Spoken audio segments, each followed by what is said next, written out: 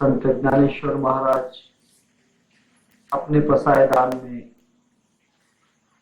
परब्रह्म परमात्मा जो सर्वात्मक है, विश्व व्यापक है, ऐसे परम पुरुष परमात्मा को अपने वाग यज्ञ से संतुष्ट कर रहे हैं।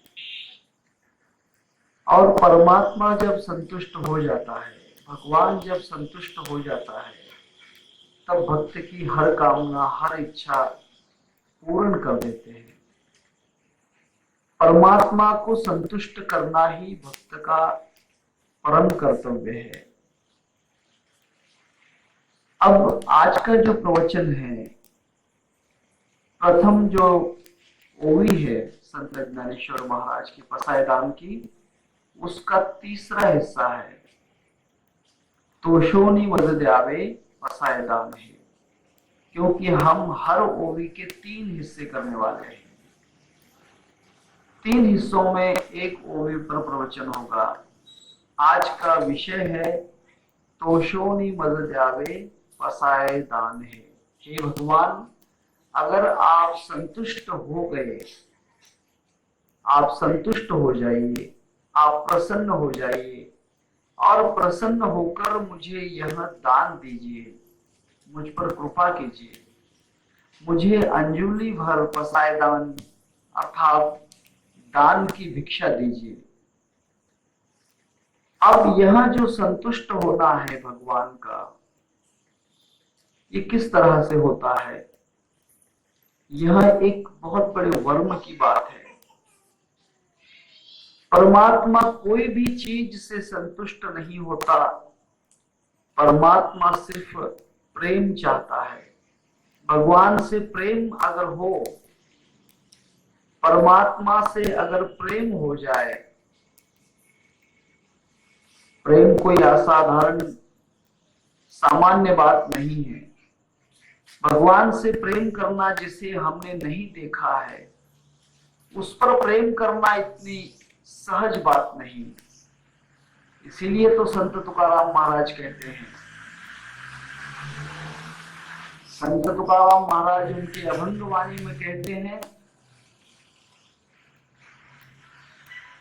भक्ति तो कर लेते हैं परंतु भक्ति का प्रेम सबको नहीं आता।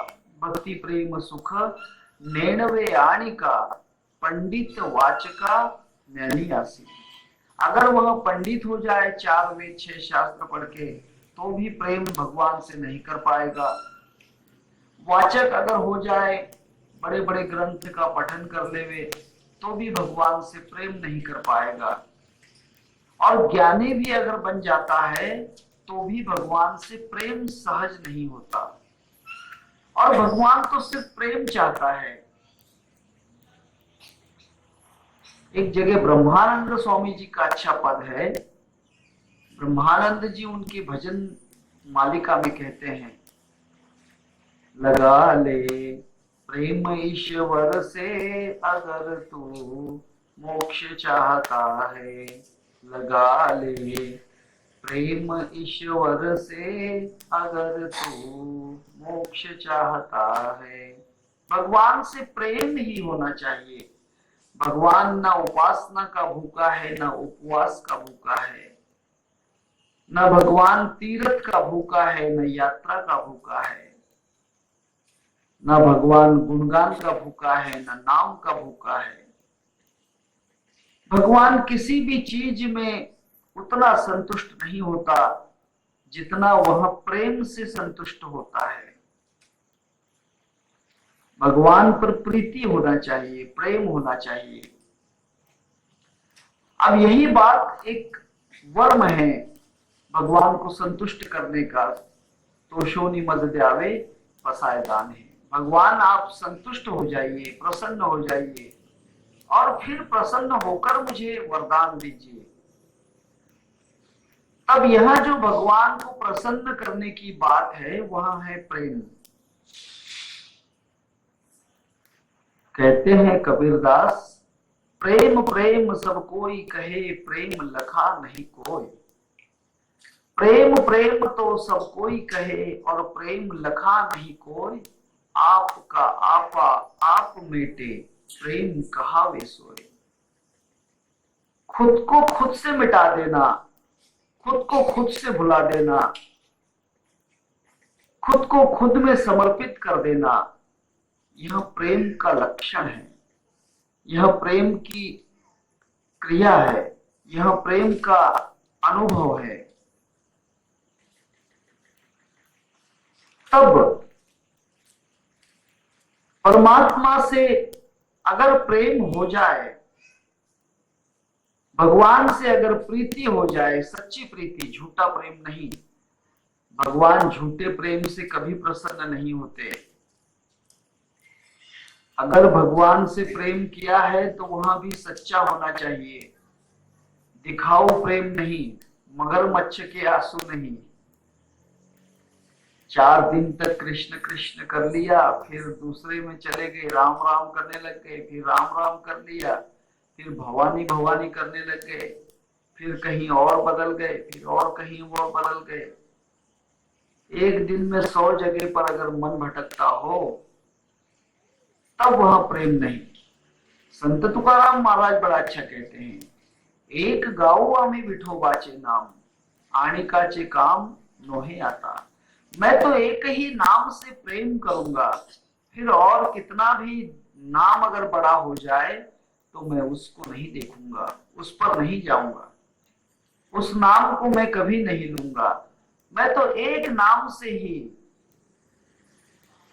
हाँ, हरि पाठ आपने देखा होगा, संत ज्ञानेश्वर महाराज जी का हरि पाठ है, उसमें एक छोटा सा प्रमाण है, अगर किसी को याद हो तो, एक नाम हरि अद्वैत कुसरी विरला जाने, एक नाम हरि द्वैत नाम दूरी, अद्वैत कुसरी विरला जाने।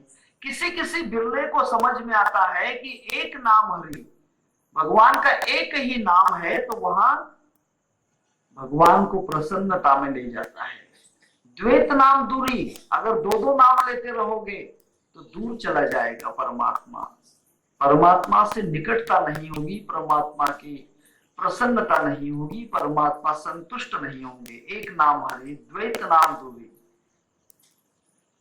दूर उसे अगर भेजना हो तो अलग अलग नामों का, अलग अलग बातों का स्मरण करते रहो, भगवान नजदीक नहीं आएगा। अगर एक ही नाम से स्मरण करते हो तब मात्र भगवान प्रसन्न है। यह तो एक साधना हुई, यह साधना एक निष्ठता की है, इसे ब्रह्मनिष्ठ कहते हैं। ब्रह्मनिष्ठता, ब्रह्मनिष्ठ गुरु ब्रह्म क्षोत्रिय, नहीं तो रहे नानुराजी। जो गुरु ब्रह्मनिष्ठता नहीं सिखाते वो गुरु आपको डुबाने का काम कर रहे हैं। एक जगह बड़ा अच्छा कहते हैं,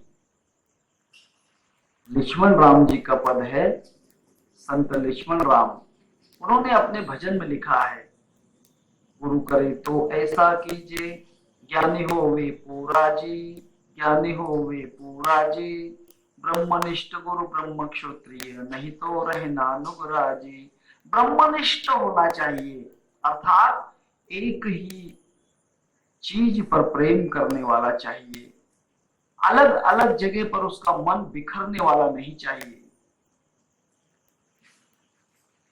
यही साधना की सफलता का रहस्य है। कोई भी साधना करो, साधना की सफलता उसी में है कि अगर आप एक निष्ठ हो जाते हैं। ये एक मार्ग है भगवान को संतुष्ट करने का। दूसरा मार्ग क्या है? दूसरा प्रेम, भगवान को बिना देखे प्रेम करना। अब भगवान को देखकर प्रेम करना, ये भी उससे ऊंची बात है। भगवान को देखो, सब में देखो। भूत दया ठेवा मग काय उने, प्रथम साधन हेची असे, असो हे साधन ज्याचे चित्ती वसे। हाँ, भूत दया अर्थात जो भी प्राणी है उसमें परमात्मा है, ये दूसरा साधन है। पहले तो एक निष्ठता, ब्रह्मनिष्ठा का, निष्ठता का साधन मैंने आपको बतलाया भगवान को प्रसन्न करने के लिए। ये बड़ा कठिन है, कोई कोई कर सकते हैं, सब नहीं कर सकते। मैं नहीं समझता हूं कि कोई गुरुवार का उपवास छोड़ देगा और मंगलवार का करेगा, कोई मंगलवार का छोड़ के फिर गुरुवार का करेगा। नहीं, आज मंगल की भवानी कर ली, कल बुधवार का गणेश जी कर लिया, गुरुवार का दत्तात्रेय कर लिया, शुक्रवार की संतोषी कर ली, शनिवार का हनुमान जी कर लिया, इतवार का खंडोबा कर लिया, सोमवार का शिव जी कर लिया। रोज रोज भगवान बदल रहे हैं, रोज रोज उपासना बदल रही है। हाँ, ऐसे नहीं होता है। तब भगवान को प्रकट देखिए, भगवान प्रकट भी है, इसीलिए तो कहते हैं कि परमात्मा प्रकट भी है और गुप्त भी है। परमात्मा गुप्त कहां से है? सिर्फ प्रेम से जानने की चीज है, निराकार में, जिसे नहीं देखा उससे प्रेम करना। और प्रकट में क्या है? ये पूरा संसार परमात्मा का रूप है। ऐसा जानकर अगर उससे प्रेम किया तो इसमें प्रेम की साधना बड़ी ही आसान हो जाती है, बड़ी ही आसान साधना हो जाती है। प्रेम की साधना बहुत आसानी से होती है, परंतु इसमें भी भेद नहीं होना चाहिए। हम अहिंसा तो करते हैं, भूत दया तो करते हैं, लेकिन किसी प्राणी पे भूत दया करते हैं तो किसी पे नहीं करते। खुद के कुत्ते को साबुन से नहलाते हैं, खुद के कुत्ते को पलंग पर सुलाते हैं, और दूसरे का कुत्ता पड़ोस का अगर घर में आ जाए तो उसे डंडे से मारते हैं। सोचिए, ये कोई भूत दया हुई? हाँ, भूत दया उसे नहीं कहते। हम हिंदू लोग होते हैं, अगर कोई साधु आ जाए तो उसे भिक्षा देते हैं, फकीर आ जाए तो नहीं देते, क्योंकि हम कहते हैं कि वो हमारा नहीं है, वो तो मुसलमान का साधु है। कोई हिंदू का साधु अगर मुसलमान के यहाँ भिक्षा मांगने जाए तो वे कहते हैं कि नहीं नहीं, हम तो फकीर को देते हैं, हिंदू के साधु को हम नहीं दे सकते। ये भूत दया नहीं है। भूत दया का मतलब सब में परमात्मा है ऐसा समझकर उनसे प्रेम करना है। फिर वहां कुछ भी हो, चाहे वहां बबूल का पेड़ हो, चाहे वहां तुलसी हो, चाहे वो पीपल का पेड़ हो, चाहे वहां कोई भी पेड़ हो, अगर भूत दया करना है तो ऐसा नहीं करना है कि नहीं नहीं, ये पीपल का है, ये भगवान का रूप है, ये बड़ का है, ये शिव जी का रूप है, ये नीम है, ये विष्णु का रूप है ना, कृष्ण का रूप है, ये बेलपत्र है, ये शिव जी का रूप है, बस उन्हीं पर प्रेम करेंगे। और दूसरे वृक्षों से प्रेम हम नहीं करते।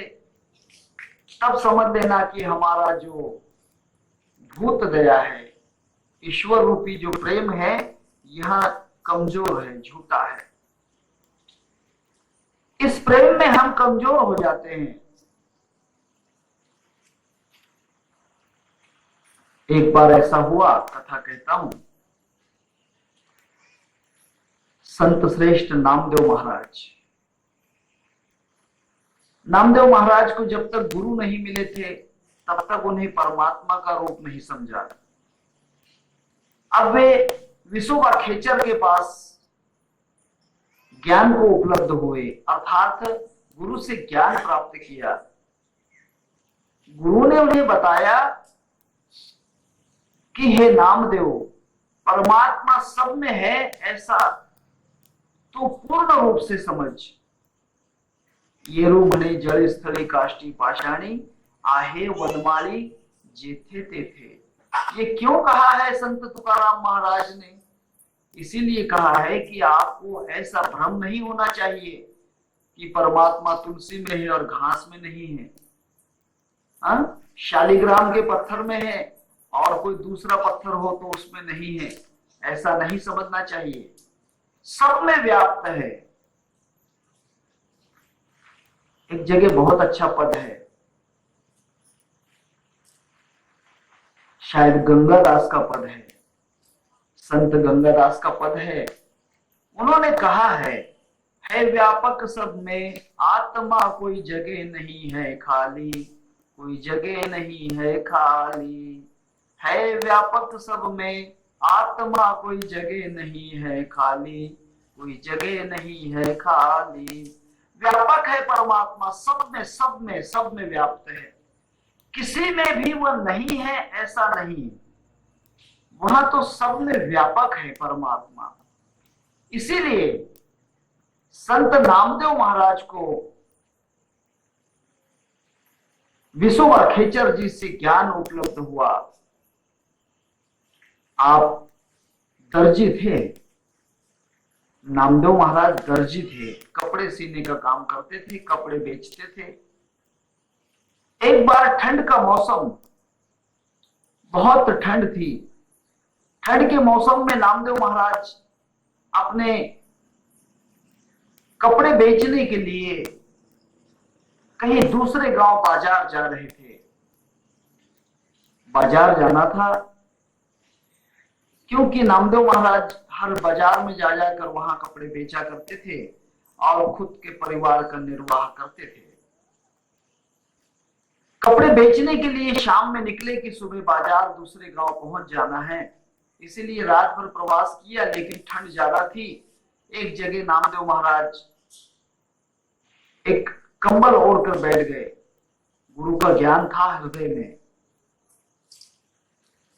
हमारे पास गुरु का ज्ञान तो आ जाता है, लेकिन उसका इस्तेमाल हम नहीं करते। गुरु से हम जान लेते हैं कि परमात्मा सब में है, परंतु उसका आचरण नहीं करते। नामदेव महाराज ने गुरु से सुना था कि परमात्मा सब में है। अब नामदेव ने सोचा कि देखो ना कितनी ठंड लग रही है, मैं एक कंबल ओढ़ रहा हूं फिर भी ठंड नहीं जाती है। नामदेव महाराज ने कहा कि मेरे गुरु ने बतलाया है कि भगवान सब में है व्यापक सब में आत्मा, कोई जगह नहीं खाली। परमात्मा जब सब में है तो ये बेचारे पत्थर थे वहां पर, इन पत्थरों को कितनी ठंड लग रही होगी, क्योंकि इन पत्थरों में भी तो भगवान है मेरा। नामदेव महाराज ने अपने कपड़ों की गठरी खोली, जो गठरी थी वो खोली, और गठरी को खोलकर जितने भी कपड़े थे उसमें कोई शॉल थे, कोई शर्ट थे, कोई धोतियां थी, अलग अलग प्रकार के कपड़े थे। जैसे छोटा पत्थर है तो उसको छोटा कमीज पहना दिया, कोई बड़ा पत्थर है तो उसे फिर शाल ओढ़ा दी, और उससे बड़ा पत्थर है तो उसे कोई कंबल ओढ़ा दी। ऐसे उस जगह पर जितने भी पत्थर पड़े हुए थे उन सब पत्थरों को कपड़े ढांक दिए। और नामदेव महाराज एक जगह थोड़ी सी विश्राम निद्रा में चले गए। सुबह उठकर देखा लोगों ने कि कमाल है, ये व्यापारी है कि कौन है, कपड़े बाजार में बेचना चाहिए, इसने तो जंगल में व्यापार लगा दिया। उसने कहा कि अरे भाई कहाँ जाना है, कौन हो तुम? उसने कहा कि नामदेव शिल्पी हूं, नामदेव दर्जी। क्या कर रहे हो, कहाँ जाना है? उसने कहा कि बाजार में जाना है, बाजार में कपड़ों का व्यापार करना है। अरे भाई ये बाजार नहीं है, ये जंगल है, ये जंगल में आपके कपड़े कौन लेगा, और ये कपड़े इन पत्थरों पे क्यों डाल दिए? उसने कहा कि नहीं नहीं, मैंने कपड़े बेचने के लिए नहीं निकाले, मैं तो इन पत्थरों में मेरे परमात्मा को देखता हूं, और इन पत्थरों में बैठे हुए मेरे भगवान को कितनी ठंड लग रही होगी, मुझे ठंड लग रही थी तो इनमें बैठे हुए भगवान को कितनी ठंड लग रही होगी, इसीलिए मैंने उन्हें कपड़े ओढ़ा दिए। सोचिए कितना बड़ा प्रेम है भगवान से, भगवान से प्रेम कितना है। हम तो उठते हैं कि दूसरे हिंदू की मूर्ति है उसे तोड़ देते हैं, मुसलमानों की मस्जिद को तोड़ देते हैं। कहां है भगवान से प्रेम आपका? क्या आपने भगवान के प्रेम को जान लिया?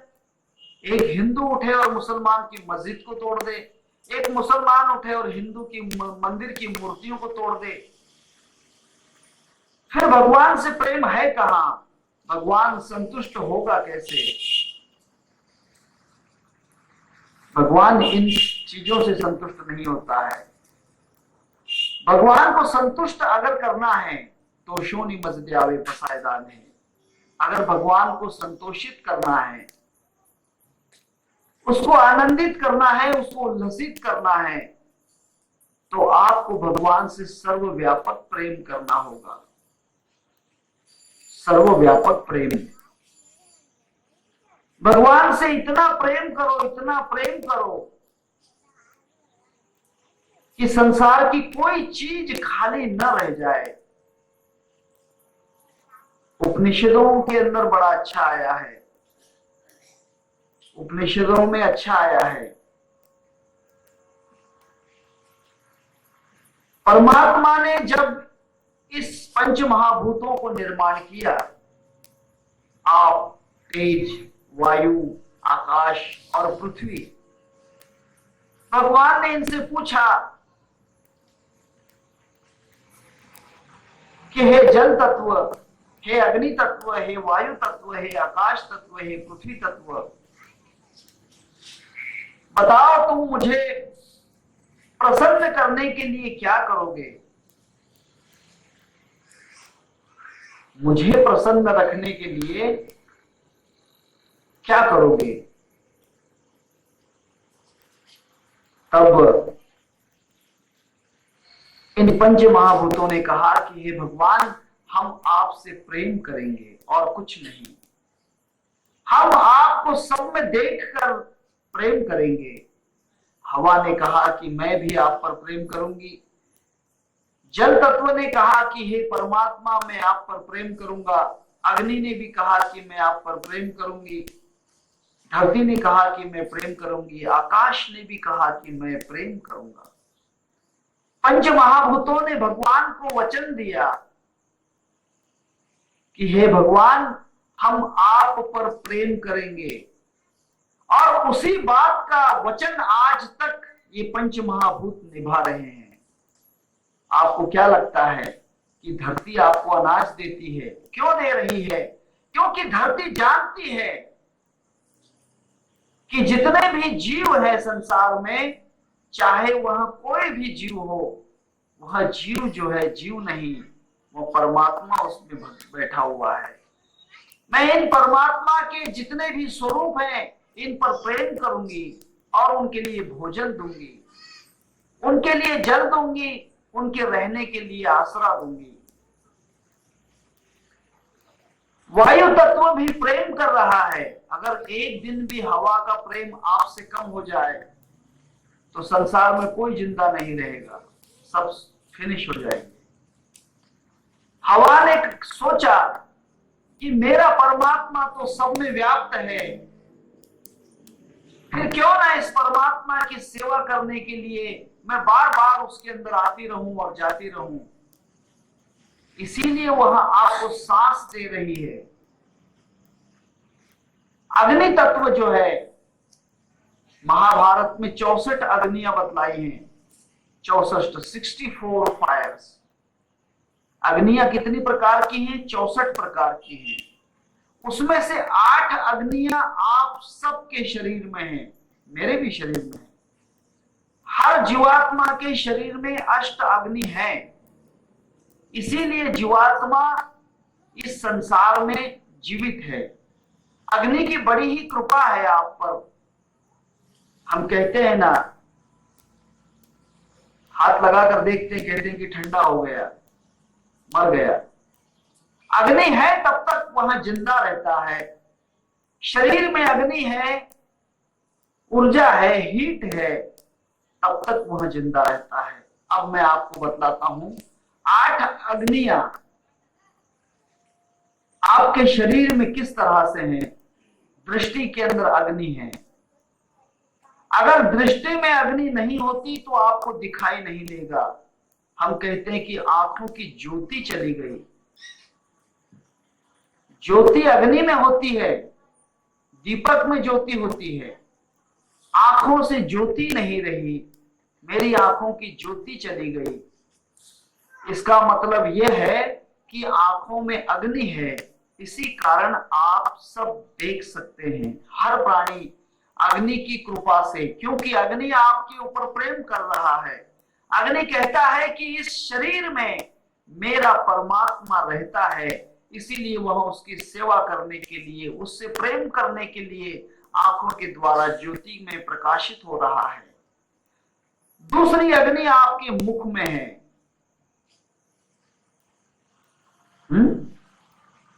इसे रस अग्नि कहते हैं, पाचक, पचन करने वाली। तीसरी जठर अग्नि है, पेट में जो भोजन हम करते हैं वो पचाने के लिए। चौथी जो होती है हमारे अंदर श्रवण के अंदर अग्नि, क्योंकि बिना ऊर्जा के कोई सुन भी नहीं सकता। पांचवी अग्नि हमारे इंद्रियों के अंदर है। छठी अग्नि काम अग्नि है। सातवीं अग्नि जो है, ख्याल कीजिए, सातवीं जो अग्नि है वो चेतन अग्नि है, जो आपको जिंदा रखती है। और आठवीं अग्नि जो है, ख्याल कीजिए, आठवीं अग्नि ज्ञान अग्नि है, ज्ञान की अग्नि। अगर ज्ञान ना हो तो कोई भी जिंदा रहने के काबिल नहीं रहेगा। हर प्राणी में कुछ ना कुछ थोड़ा तो भी ज्ञान होता ही है। अगर किसी मच्छर को मारने जाओ तो उसे भी बचने का ज्ञान है, वह उड़कर दूर चला जाएगा, बचने का उसमें ज्ञान है। ये 8 प्रकार की अग्नियां भगवान को वचन दे चुकी थी अग्नि कि मैं आपसे प्रेम करूंगी। इसीलिए आप में भगवान है ऐसा जानकर वह अग्नि आप पर प्रेम कर रही है। हवा आप पर प्रेम कर रही है, सांस के अंदर आ रही है, जा रही है, क्योंकि उसने भगवान को प्रेम का वचन दिया है। पृथ्वी आपसे, सब प्राणियों से प्रेम करती है, क्योंकि उसने वचन दिया है कि हे भगवान मैं आपसे प्रेम करूंगी। और ये धरती जानती है कि हर जीवात्मा में परमात्मा व्याप्त है। आकाश भी आप पर प्रेम करता है, क्योंकि आकाश ऐसी शक्ति है जो सबको अपने अंदर व्याप्त करता है। आकाश जानता है कि मैं भगवान में व्याप्त हूं, और भगवान तो सब में व्याप्त है, इसीलिए वहां हर चीज में व्याप्त हो जाता है। कहते हैं ना, घटाकाश, मटाकाश, हृदयाकाश और चिदाकाश। ये जो मकान दिख रहा है,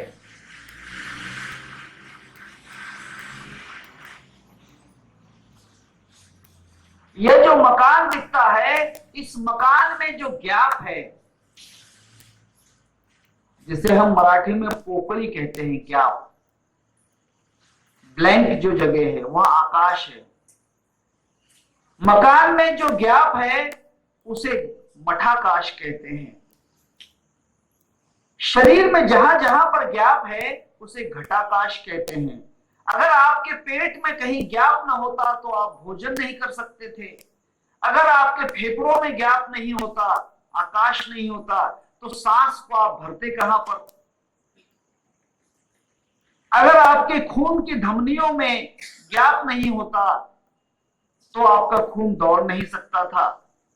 अगर आपके कानों में गैप नहीं होता, ब्लैंकनेस नहीं होता, तो आप आवाज को नहीं सुन सकते थे। अगर आपके नथुनों के अंदर, नाक के जो नासिकाग्र हैं, इसमें छिद्र का गैप नहीं होता तो आप सांस नहीं ले सकते थे। मुख में अब अगर गैप नहीं होता तो आप भोजन को डालते कहां से? मां के गर्भ में अगर गैप नहीं होता तो बच्चा वहां पलता कैसे? इसीलिए आकाश भी प्रेम करता है भगवान पर, परमात्मा पर उसका प्रेम है, इसीलिए वहां सब में व्याप्त है। जल तत्व भी भगवान से वचन दे चुका कि हे भगवान मैं आप पर प्रेम करूंगा। जल तत्व, इसीलिए तो जल जो है हर एक को संतुष्ट करता है। जल भी 36 प्रकार के सूक्ष्म वेद में कहे हैं। 5वां वेद जो है ऋग्वेद, यजुर्वेद, सामवेद और अथर्ववेद, इनसे जो 5वां वेद है जिसे सूक्ष्म वेद कहते हैं, उस सूक्ष्म वेद में 36 प्रकार के जल बतलाए हैं। मैं इसका विस्तार नहीं करूंगा, क्योंकि ये वेदों की बातें हैं, यहां पर कहने की नहीं है। 36 प्रकार का जल है, 5 प्रकार के आकाश हैं, 85 प्रकार की पवन है। आई बात समझ में? 2 प्रकार की धरती है, धरती 2 प्रकार की है। आप कहोगे धरती तो एक ही है, हाँ, एक पिंड रूपी धरती है और दूसरी ब्रह्मांड रूपी धरती है। ये पिंड भी धरती ही है, शरीर जो है यह एक धरती है। जल तत्व ने कहा कि भगवान मैं आप पर प्रेम करूंगा, इसीलिए तो वहां खून में सम्मिलित है। पतलापन खून में उसी वक्त है जब तक वहां उसमें जल तत्व है। डिहाइड्रेशन अगर हो जाता है, किसी को डायरिया हो जाए, डिसेंट्री हो जाए, अतिसार अगर हो जाता है, तो शरीर का जल तत्व कम हो जाता है, पता है ना, डिहाइड्रेशन। जल तत्व अगर कम हो जाए तो उसकी बचने की उम्मीद कम हो जाती है, बचना मुश्किल है। डॉक्टर्स जो होते हैं वे सलाइन का इस्तेमाल करते हैं और कृत्रिम रूप से जल तत्व आपके अंदर प्रविष्ट करते हैं ताकि आप बच सको। आंखों में जल तत्व है, इसीलिए आपकी आंखें साफ सुथरी रहती हैं, आपकी आंखों में चमक रहती है। मुख में जल तत्व है, उसे टॉयलिन नाम का पदार्थ कहते हैं। अगर मुख में जल तत्व गीलापन नहीं हो तो आप भोजन नहीं कर पाओगे। मुंह गीला रहता है, इसीलिए आप भोजन कर सकते। जल तत्व की आप पर कृपा है। आंखों में अगर पानी ना हो, आंखें हमेशा गीली रहती हैं, उसमें आंसू रहते हैं। आई क्या बात समझ में? आंसू भी 3 प्रकार के हैं। वेदों में कहा है कि आंसू 3 प्रकार के हैं। एक आंसू जो हमेशा अपनी आंखों में रहता है, उसे जीवन अश्रु कहते हैं। अगर जीवन अश्रु कम हो जाए तो आंखों की रोशनी कम हो जाती है, इंसान का दिमाग खराब हो जाता है, मेंटलिटी आ जाती है, कोई कोई आदमी पागल हो जाता है अगर आंखों में जल तत्व कम हो जाए तो। इसीलिए तो हम कहते हैं कि इसे रुलाओ, रोने दो। ये जितना रोएगा उतना अच्छा रहेगा, उतना समझदार रहेगा। उसे जीवन अश्रु कहते हैं। दूसरा जो आंसू है वह, उसे कोई कोई खिन्न आंसू कहते हैं, दुख के आंसू होते हैं, वे छुपे हुए आंसू होते हैं, वे ऐसे बाहर नहीं आते। कोई दुख का आघात अगर हो जाता है तब तो वे आंसू बाहर आते हैं। उनका स्पीड बहुत होता है, वो आंसुओं का स्पीड ज्यादा होता है, बैलेंस रहता है वो। इसे उद्विग्न अश्रु कहते हैं, दुख अश्रु कहते हैं। तीसरा जो होता है आनंद अश्रु। खुशियों में भी आंसू आंसू प्रकट हो जाते हैं, जब खुशी आती है तब भी आंसू प्रकट होते हैं, उनकी ताकत अलग होती है। दुख के आंसू गर्म होते हैं। अगर कोई आदमी दुख में रोता है और अगर उसका आंसू अपने ऊपर पड़ जाए तो आपको ऐसा महसूस होगा कि बहुत बड़ा आघात हुआ है। आघात आंसुओं का इतना खतरनाक होता है कि अगर उसका स्पर्श न हो तो भी आदमी के ऊपर आघात कर देता है। दुख का आंसू इतना पावरफुल होता है। कोई अगर रोता हो तो उसके रोने का आघात दूसरे पर भी हो जाता है, उसके भी आंसू बाहर आ जाते हैं,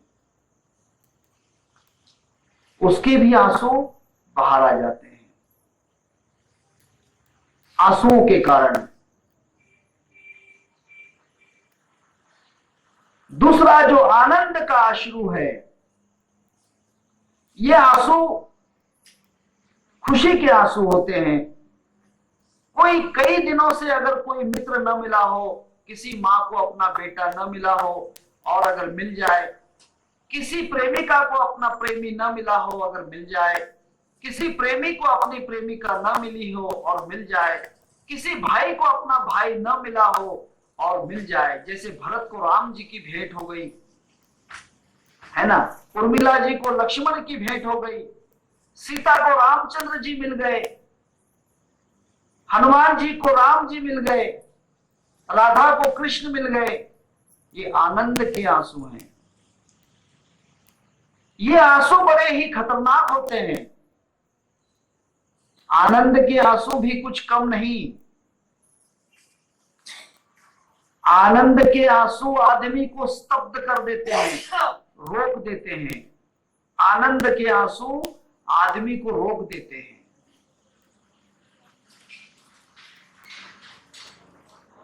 अगर आनंद में आंसू आ जाते हैं तो संसार की हर चीज रुक सकती है। इसका प्रमाण भागवत है। भागवत में बहुत अच्छा प्रमाण है। आपको याद है या नहीं भागवत मैं नहीं जानता हूं, परंतु भागवत जिसे याद होगा उसे भगवान की रास लीला का अनुभव होगा। आंगुले यमुना जल पक्षी राहिले निश्चल, है ना। 6 महीने तक चंद्रमा ने डूबना बंद कर दिया, 6 महीने तक सूरज का निकलना बंद हो गया, 6 महीने तक गर्मी नहीं हुई, 6 महीने तक ठंड नहीं हुई, मौसम बदल गया। आनंद के अंदर बदल सकता है संसार, पूरा संसार बदल जाता है। गोपिकाएं भगवान कृष्ण के साथ जब आनंद के साथ नृत्य कर रही थी, उसे रास लीला कहते हैं। रास लीला भगवान की 6 महीने तक रास लीला चली। उस रास लीला में, रासलीला तो मैं कहता हूं कि रासलीला तो जीवन भर भी नहीं टूट सकती थी। ये संसार का प्रलय भी हो जाता तो शायद भगवान कृष्ण और गोपिकाओं की लीला, राधा की रासलीला नहीं बंद होती थी, परंतु उसमें एक बहुत बड़ा प्रसंग निर्माण हो गया। गोपिकाएं अपने आनंद में मगन थी, आनंद के आंसू बह रहे थे कि संसार का परमात्मा आज हमारे हाथों में हाथ देखकर नृत्य कर रहा है।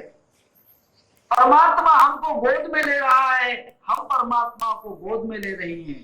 भाव बहुत प्रकट है। भागवत का 10वां स्कंद पढ़िए, देखिए। एक ग्रंथ जरूर खरीद देना कल के दिन, जिस ग्रंथ का नाम है प्रेम सागर। गोरखपुर का ग्रंथ है प्रेम सागर नाम का।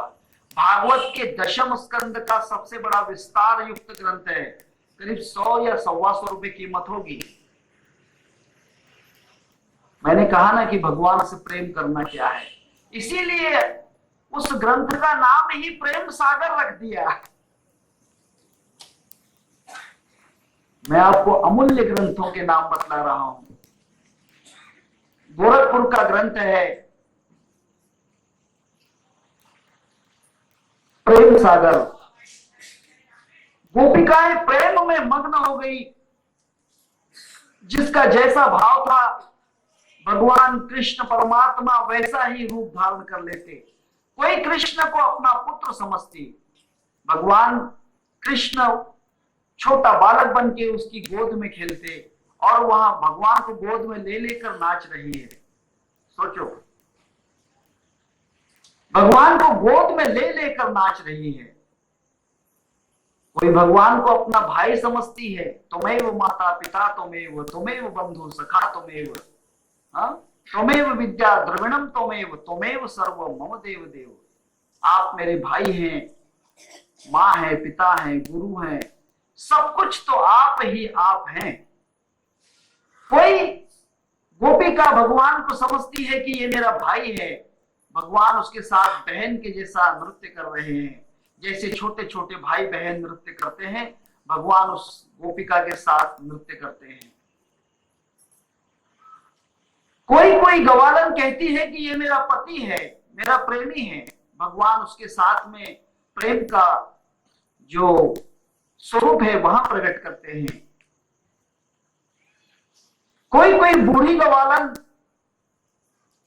गौलन थी।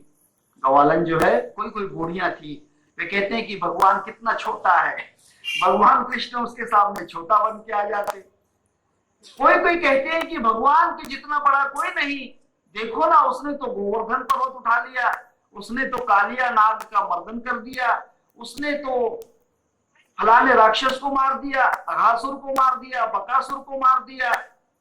हाँ, उसने तो बहुत बड़े बड़े पूतना जैसी राक्षसी का वध कर दिया, बावन भट्ट जैसे राक्षस का विनाश कर दिया। भगवान तो बहुत बड़े हैं, ऐसा समझती तो भगवान उसके सामने विराट रूप के अंदर नृत्य कर रहे हैं। इस आनंद में सब गोपिकाएं थी। और ख्याल करना, ये एक बहुत बड़ा वर्म है। भक्त जब जब प्रसन्न रहता है, खुश रहता है, भक्त जब जब खुश रहता है, जब तक भगवान भी उस पर खुश रहता है। भक्त ने अगर नाराजगी बताई तो समझ लेना कि भगवान भी नाराज हो गए। ये एक बहुत बड़ी वर्म की अंदर की बात है। भक्त ने कभी नाराज नहीं होना चाहिए। कभी घी घना, कभी मुट्ठी भर चना, तो कभी वो भी मना। नाराज नहीं होना चाहिए।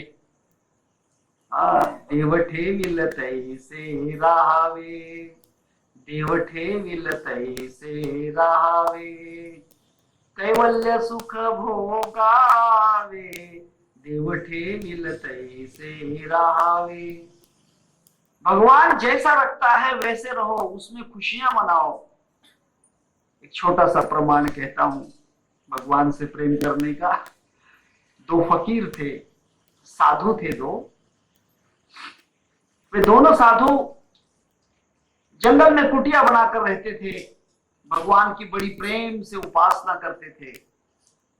एक दिन बहुत वर्षा हुई, जोर से हवा आई, और हवा में एक साधु का जो झोपड़ा था, वो झोपड़ा उसके ऊपर का छप्पर चला गया।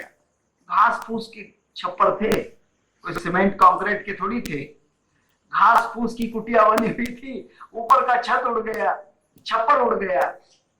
दूसरा साधु कहता है कि क्या भगवान, अरे क्या हमारा ही मकान तुझे दिखाई दिया, हमारा ही छत? कितने लोग सुखी रहते हैं, क्या हमें ही दुखी करना जरूरी था? दूसरा कहता है कि नहीं नहीं नहीं, भगवान के दुख देने की भी कृपा समझो, क्योंकि भगवान भाग्यवान को दुख देते हैं। हाँ, सबको दुख नहीं देते भगवान। दुख भी बड़े नसीब से मिलता है। दुख मिलना बहुत नसीब की बात है। ये बात है। दुख जो है भगवान का निगेटिव रूप है।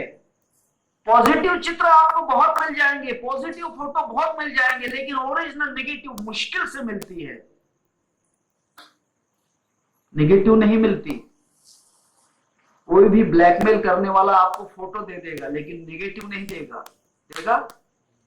निगेटिव नहीं मिलती। निगेटिव मिलना बड़ा मुश्किल है। और दुख भगवान का निगेटिव रूप है। भाग्यवान है वे लोग जो भगवान का निगेटिव रूप देख लेते हैं। पॉजिटिव रूप तो सबको ही देख लेते हैं, निगेटिव रूप देखना, और भगवान जिसको निगेटिव रूप दिखा देते हैं, समझ लेना कि बहुत भाग्यवान है। पॉजिटिव उसी के अंदर है, निगेटिव में ही पॉजिटिव है। एक नेगेटिव अगर मिल जाता है तो करोड़ों पॉजिटिव तैयार हो सकते हैं, लेकिन करोड़ों पॉजिटिव अगर हुए तो ओरिजिनल नेगेटिव नहीं मिलता। हजारों प्रकार के सुख अगर मिल जाए तो भगवान का दिया हुआ दुख नहीं मिलता। थोड़ी उल्टी बात लग रही है ना? उल्टी बात नहीं, ये बात सही है। बात ऐसी हुई, वो साधु ने कहा कि अरे हम कितने भाग्यवान हैं, देखो ना भगवान ने हमारा छप्पर खुद उड़ा दिया, खुद हमारा छप्पर उड़ा दिया। हो सकता है कि भगवान अच्छा छप्पर देने की इच्छा में होंगे। तो मां मेरे कपड़े बदल रही है, मेरे कपड़े निकाल रही है मां, तो बच्चा नाराज नहीं होना चाहिए कि मां मुझे नंगा कर रही हो, मेरे कपड़े उतार रही हो। नहीं बेटे, तुझे स्नान करके और नए कपड़े पहनाने की तैयारी में है मां। तुझे वो पुराने कपड़े, मैले कपड़े उतार कर तुझे अच्छे नए कपड़े देने के लिए तो कपड़े उतारे जा रहे हैं। ये समझना चाहिए। भगवान का यही रूप तो समझना है, यही रूप तो समझना है। प्रेम तभी तो होगा, तभी तो प्रेम होगा। 4 दिन अगर झगड़ा हो जाए तो 5वें दिन बड़ा आराम से और अच्छा प्रेम होता है। जय श्री कृष्ण। संसार में ऐसा ही है। पूरा संसार निगेटिव रूप में बहुत अच्छा लगता है, पॉजिटिव में नहीं, पॉजिटिव में नहीं। और ख्याल कीजिए, भगवान का स्वरूप निगेटिव है, ब्लैक स्वरूप है भगवान का। कृष्ण भगवान काले स्वरूप में है। राधा क्यों गोरी, मैं क्यों काला। भगवान निगेटिव रूप में है। फकीर ने कहा कि भाई क्यों चिंता करते हो, ये छपरा उड़ने से कोई बड़ी बात नहीं, भगवान की कृपा ही जानो। उसने कहा कि खाक कृपा है, अभी ऊपर से वर्षा हो रही है, भीगेंगे, ठंड लगेगी, बीमार हो जाएंगे, तब क्या भगवान की कृपा होगी। उसने कहा कि बीमार हो जाएंगे, ये भी तो कृपा है भगवान की। भाग्यवान को तो बीमारियां मिलती हैं, बीमारियां सबको कहां मिलती हैं। बीमारी में भगवान करीब रहता है। जैसे बीमार के पास उसके माता पिता रहते हैं, पति बीमार अगर हो तो पत्नी उसके करीब रहती है, ऐसे नहीं रहती करीब, ऐसे नहीं रह सकती। माता पिता, बहन, रिश्तेदार बीमार में ही तो नजदीक रहते हैं, उसी समय तो वे सब लोग नजदीक आते हैं। उसने कहा कि अच्छी बात है, अगर बीमार भी हो जाए तो कोई चिंता नहीं। उसने कहा कि भाई मैं नहीं मानता, मैं नहीं मानता इस बात को। बात ये हो गई, खूब वर्षा आई और ये जो फकीर था, एक टूटी हुई खटिया थी, उस खटिया पर आराम से अपना बिना बिस्तर के ही लेट गया और बरसात में स्नान कर रहा। उसने कहा कि वाह वाह भगवान, आज तक तो मुझे स्नान करने के लिए गंगा नदी के पास जाना पड़ता था, आज कितनी तेरी मेहरबानी है कि गंगा जिस जल से भर जाती है वही जल से तो मुझे नहला रहा है। Original water, original distil water से मुझे नहला रहा है। कितनी भाग्यवान की बात है। इसे प्रेम कहते हैं भगवान से। भगवान से प्रेम यही कहते हैं, तोशो निमज जावे पसाए दान है। भगवान से ये प्रेम अगर कोई सीख लेता है, भगवान से प्रेम करना कोई सीख ले, तब भगवान नजदीक आता है। और ये भगवान से प्रेम करना कोई कठिन बात नहीं है। संत ज्ञानेश्वर महाराज कहते हैं, प्रगट गुह्य बोले विश्व ब्रह्म चिकेले, रामा जनार्दनी चरणी मस्तक ठेवीले, आरती नन राजा। प्रगट गुह्य बोले, जो गुप्त परमात्मा है वो प्रगट है।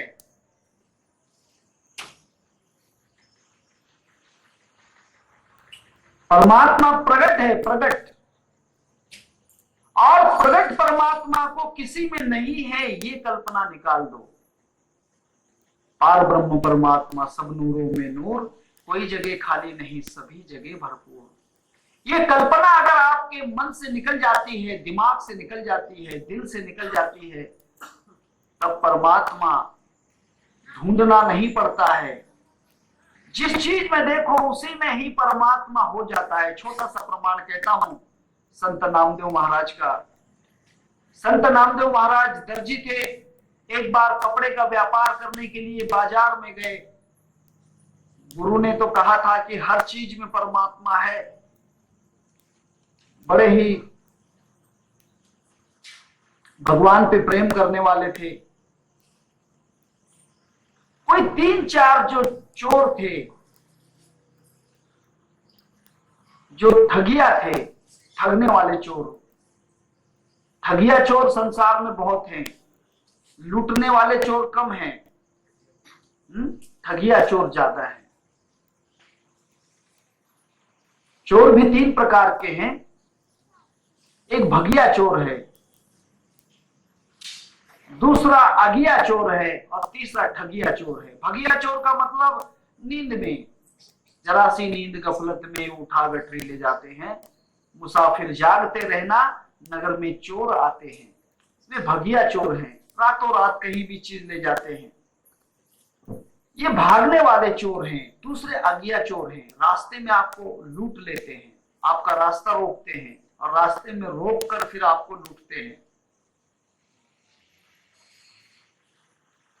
ये अगिया चोर हैं।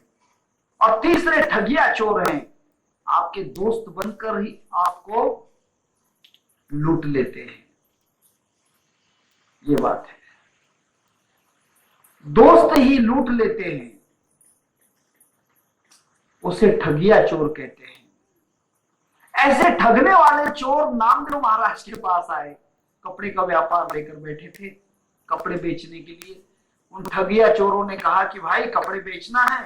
नामदेव ने कहा कि फिर मैं ऐसे ही दुकान लगा के बैठा हूं, कपड़े तो बेचना ही चाहता हूं, अगर आपको लेना है तो ले लो, कितने चाहिए ले लो।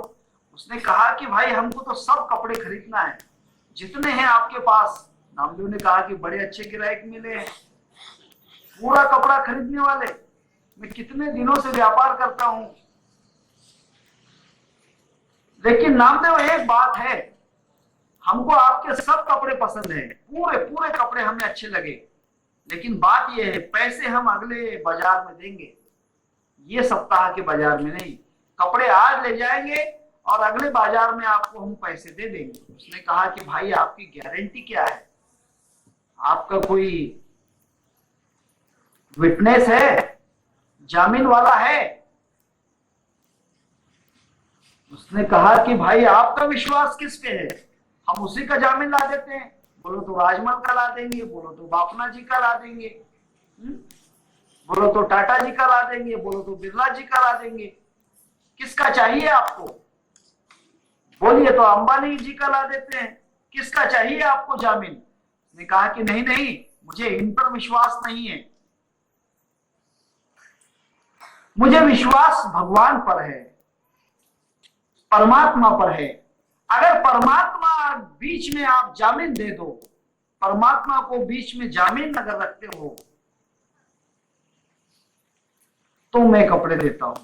मैं कहा कि ठीक है, तुम्हें परमात्मा कहां कहां नजर आता है? उसने कहा कि सब में नजर आता है, मेरा परमात्मा तो सब में है। मैंने कहा कि ये पत्थर में है?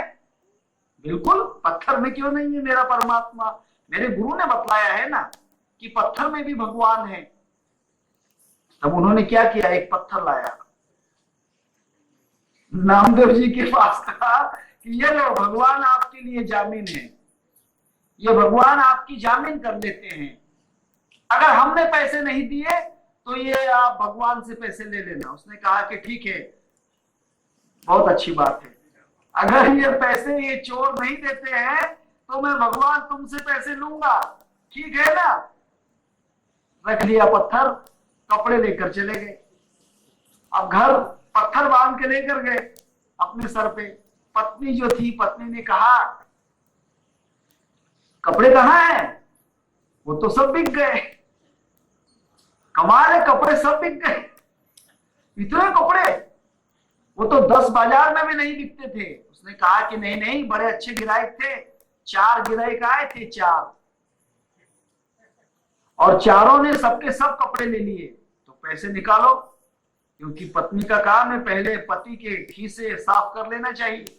कोई भी पत्नी हो, मैं आपको सलाह देता हूं, पति के खीसे पहले चेक कर लेना चाहिए, जेब जो होती है ना, जेब पहले चेक कर लेना चाहिए। और जो पत्नी जेब नहीं, मतलब चेक नहीं करती, समझ लेना कि वह गई काम से। उसने कहा कि पैसे निकालो। उसने कहा कि पैसे तो नहीं है। अरे वाह, व्यापार करके आए और पैसे नहीं है? उसने कहा कि पैसे नहीं है, सब कपड़े उधार बेच दिए। उधार किसको बेचा? मुझे तो पता नहीं कौन थे क्या थे, नाम पता नहीं मालूम, कौन से गांव के थे मालूम है नहीं, गांव का नाम भी नहीं मालूम, कौन लोग थे मालूम है वो भी नहीं मालूम। तो फिर कपड़े दिए तो उन्होंने अगर पैसे नहीं दिए तो उसके लिए कौन जवाबदार। उन्होंने कहा कि क्यों चिंता करती हो, मैं भगवान को लाया हूं ना, उसमें जामीन भगवान को मैं लाया हूं। उन्होंने कहा कहां है तुम्हारा भगवान। निकाला अपना झोला, पत्थर पलटा दिया। उसने कहा कि ये पत्थर को लाया हूं। नामदेव ने उसकी तरफ देखा भी नहीं। जिसको अविश्वास होता है वो भगवान को बार बार देखने के लिए जाता है। जिसको विश्वास है कि भगवान है ही, देखने की जरूरत ही क्या है। जिसको पता है कि भगवान है तो मंदिरों में भी जाने की जरूरत क्या है, वो तो सब में है, सब जगह है। नामदेव ने उसकी तरफ देखा नहीं, पत्थर की तरफ। उसने कहा कि ये पत्थर है, यही मेरा पांडुरंग है, यही मेरा भगवान है। दिमाग खराब हो गया, लोग पत्थर ले गए और कपड़े ले गए। उसने कहा कि नहीं नहीं, ये भगवान ही है। अब उसकी पत्नी बड़ी क्रोध में आई। उसने सोचा कि आज तो पत्थर से क्या, मेरा तो किस्मत ही फूट गया। उसने उस पत्थर को उठाकर बाहर फेंकने गई। जैसे ही पत्थर को उठाया, शाम का समय हो गया था, थोड़ा अंधेरा था। अंधेरे में उस पत्थर को जैसे बत्ती का लाइट देखा, दीपक का प्रकाश उस पत्थर पे पड़ा तो बड़ी घबरा गई। उसने कहा कि ये पत्थर है कि क्या है। वह दीपक के पास लेकर गई तो वो पत्थर नहीं था, वह सोना था, पूरा सोना था, पूरा पूरा सोना था। उसने कहा कि तुमने ये पत्थर लाया कहां से, ये पत्थर नहीं है। उसने कहा कि जो भी है रख दो, अगले बाजार में ये वापस करना है, के पैसे देना। उसने कहा कि पागल हो गए हो, अरे ये पत्थर नहीं, ये सोना है, स्वर्ण है, गोल्ड है। तो खराब हो गया, थोड़े से कपड़े के पैसे हैं, इतना बड़ा सोना बताओगे उन लोगों को। उसने कहा कि वो कुछ भी हो, मैं झूठा व्यवहार नहीं करता हूं, मैं झूठा व्यवहार नहीं करूंगा। तो अगर सोने का भी है तो रहने दो, ये भगवान उन लोगों ने दिया है, जामीन से दिया है, और उनकी वस्तु उनको देना ही चाहिए। मैं कपड़ों के बाजार में नामदेव महाराज के कपड़े नहीं थे, पत्थर लेकर सामने बैठ गए, और वो पत्थर सोने का था। नामदेव महाराज पहले कपड़े बेचते थे, अब सोना बेच रहे। नामदेव महाराज अब सोना बेचने लग गए, कमाल है। भाई बेचना है क्या? उन्होंने कहा कि बेचना नहीं है, जिसका है उसे देना है और अपने पैसे लेना है। हमें जिसका है उसे दे